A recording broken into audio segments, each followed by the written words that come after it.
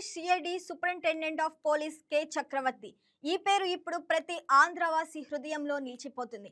November 9న Goa Miramar బీచ్లో జరిగిన ప్రపంచ ప్రసిద్ధ ఐరన్ మ్యాన్ 70.3 ట్రయాథన్ ఆయన మొదటిసారి పాల్గొని అద్భుతంగా ముగించారు.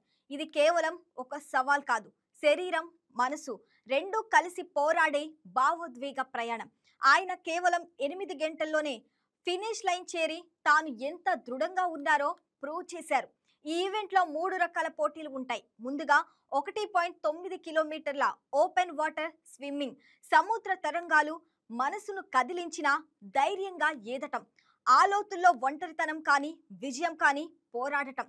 ఆ తర్వాత సైక్లింగ్, 90 కిలోమీటర్ల వేడిగాలి రఫ్ రోడ్లు శరీరాన్ని వేధించిన పెడల్స్ తిప్పుతూ ముందుకు సాగటం, ఆ అలసటలోనూ ఆశలు నింపుకోవటం.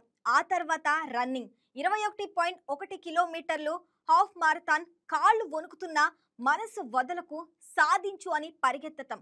మొత్తం 8 గంటల 30 నిమిషాల కట్ ఆఫ్ సమయంలోపు ఈ 3 పోటీలను పూర్తి చేయాలి. చక్రవర్తి సూపర్ సంకల్పంతో క్లియర్ చేసి ఫినిషర్ మెడల్ సొంతం చేసుకున్నారు.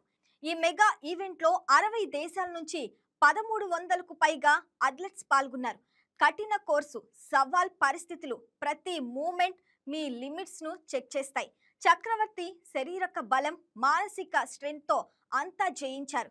పోటీ తర్వాత మంగళగిరి పోలీస్ హెడ్ క్వార్టర్స్ లో డీజీపీ హరీష్ కుమార్ గుప్తాను కలిశారు చక్రవర్తి.